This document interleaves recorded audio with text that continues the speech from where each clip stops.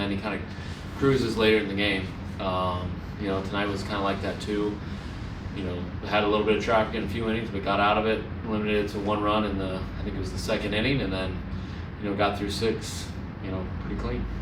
For Morejon tonight, to be able to have a clean inning like that, what do you think that does for him moving forward? Yeah, I think, he's had a couple rough ones here of late. Just to get him through that 7th inning, making some really good pitches and looking sharp and getting back to the Adrian Morejon that we know, what he's capable of. I think, internally we didn't change anything with him, but, it's always good that when they get a clean inning, they get in and they get out of it, 3 up, 3 down, that'll build some confidence and we'll keep putting him out there and he'll keep closing out games for us. How much leash did Michael have in that 6th inning with, I think it was 5 lefties he was about to face? Yeah, I think we had Morejon getting ready there just in case. I kind of had him ready, maybe either somebody at the bottom or for sure at the top with Donovan. So felt really good about Michael being in that inning and getting through it, and almost, had a decision to make whether to put him back out there because he got out of it with that double play pretty quick. But they had a couple hard hit balls, and double plays kind of masked maybe what's going on a little bit. But with our bullpen, with Morejon, Adam, Miller kind of lined up there at the end, it was it just makes sense. He gives us 6 strong, did his job, and we can turn it over to the bullpen at that point. How about what Jackson did on the base pass? I mean, basically added 2 runs. Yeah. Stealing a base and moving to 3rd on that right fly ball. Yeah, exactly. We talk about that a lot, taking the extra 90 and using our running game as part of our offense. Jackson's been something that he's been working on and trying to improve this year. Today was a good example of him taking advantage of that and giving us a couple runs.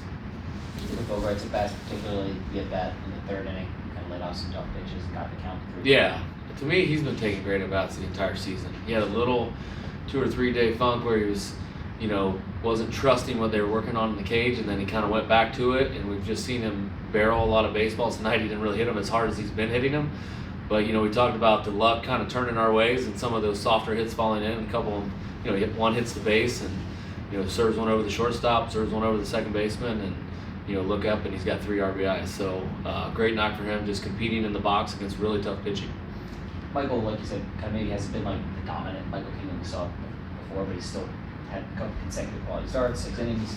How imperative is that, like given kind of some of the challenges you're up against now in the rotation without Nick and some of the other questions? Yeah, you're a starting pitcher, you're going to get 30-some starts a year. You play a full season, and they always say 10 you're going to feel really good, 10 you're going to not feel very good, and then in the middle 10 you're just going to feel okay. And it's what you do in those middle 10, how you compete and how you get as many wins as you can for your team in those 10. And I think Michael's kind of been in that middle 10 here at the beginning of the season, and he's competed well for us and got us through the 6th inning a couple times. And it just speaks to how good a pitcher he is. He can go in there without his best stuff and get through a really good lineup like they have tonight.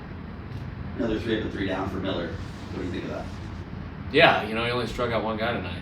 So down night for him, I guess. But 3 days off, maybe a little rusty. No, he's good. We feel very good when he's coming in the 9th, and we wonder why we don't pitch him more often, I guess, sometimes. He's, I think, a 1/3 of an inning away from tying Randy Jones for the most consecutive scoreless innings in Padres history. Just that juxtaposition, especially in a year where you're honoring Randy. What does that mean? Yeah, that's pretty cool that Randy's name gets brought up, in the year that we're trying to remember him for who he was as a pitcher and as a person. He was, a big part of this organization, big part of me being a part of the Padres and getting to know him and sharing some stories with him. So it's fun to talk about Randy Jones right now, and it's fun for Mason Miller to be in the same breath as Randy Jones, one of the greatest pitchers in Padres history, and Mason's right there with him.